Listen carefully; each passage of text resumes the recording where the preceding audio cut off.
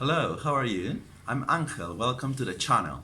Today I want to share this book with you, The Inca Princess Isabel Chimpu Ocllo, which I got at the Lima International Book Fair on the 28th of July. As stated in the cover, it is a play written by the Spanish actor, director and playwright Antonio Campos Bernal and based on the historical novel Fire and Sin by his compatriot Lola Artacho. Published in Spain by Punto, Rojo, Libros in 2020, this book has 69 pages which depict a play divided in 4 parts and an open end, with 2 options to choose from. The editor, Peruvian actress Maribel Alarcón, states that the idea of miscegenation is still valid and that taking the life of the protagonist, the Inca princess Isabel Chimpu Ocllo, to theater is a homage to both Quechua and Spanish women. It says on page 11. And yeah, we know very little about them out of academic circles. Mr. Campos Bernal himself says that Maribel Alarcón showed him the story based on Mrs. Artacho's novel, and as it says on page 13, it's a fascinating historical character. The challenge was to create a text for 2 actresses which made both characters interesting, and I believe he must have thought on how to express what's on page 14. 2 lives with a tough past, a hard present, and an uncertain future. Lola Artacho, the author of Fire and Sin, explains the context. The Spanish conquest of Cusco, on page 15, on how 2 civilizations mixed blood and fight to be reborn in a new one with both idiosyncrasy and soul, page 16. All of this in the 1530s, after the execution of Atahualpa and the occupation of Cusco, the ancient Inca imperial capital. Although this edition is from 2020, the play premiered in 2014 at the Consulate of Peru in Seville and had another season in 2017. Credits go to all of whom took part with Quechua text and translations, photography, costumes and production.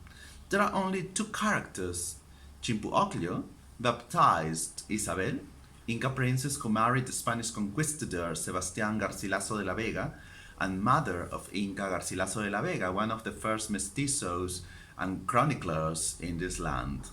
The other character is Tocta, the Castilian maid of the Inca princess. There is a musician as well who performs live. I really like the fact that this play is aimed at the general public and also at people involved in performing arts. This way, each of the 4 parts explains not only what happens, but also the staging, let's say, movements, silences, and how darkness vanishes. It is beautiful. Not only do we read, but we are also taken to a theater and visualize everything which is mentioned. The story is set in the conquest of the Inca Empire and the wars among the own Spanish conquistadors. The poor princess, because her husband was part of a faction and was not with her at that moment, finds herself in the crossfire with her house besieged. On page 25, she has to escape, her mate tells her, but she refuses, reflects and remembers the first time she saw them, the Spanish conquistadors, which was the only time she was afraid of them. That's on page 31. They talked on Inca and Spanish women who have been almost forgotten, like Quispe Sisa, Cuxirimay Ocllo, or Luisa Martel de los Rios. There's also a medallion which contains the secret to find El Dorado. Isn't that medallion the reason why her house is besieged?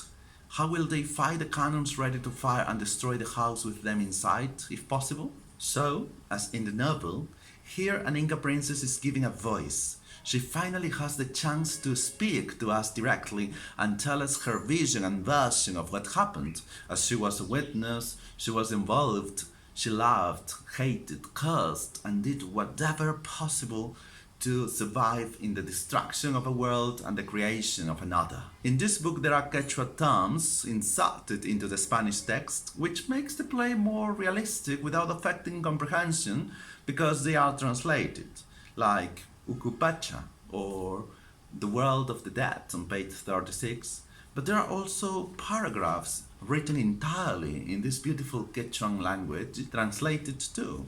as on page 39, which says, Hapakrikui ni kiwang muyuk alpata kusirichik pachamamayay yang ni kuta kanchalilawaiku aling rurailyata aklanaikupach, which means, Oh Pachamama, Mother Earth, which make the world happy with your powerful gaze. We ask you to light our way to choose the good. While reading, I found myself both inside the very history of Peru and in a theater. I felt that passion and many feelings which Princess Chimpu Ocllo must have had. All of this is a canvas painted with words, which shows us the customs, traditions, features, let's say, the very life of that 16th century. I hope it is staged in Lima and Cusco one day. The actress Maribel Alarcón has already performed dressed up like this, even at the Lima Book Fair this year. It would be great to see the whole play. So this play is highly recommended. Bye bye.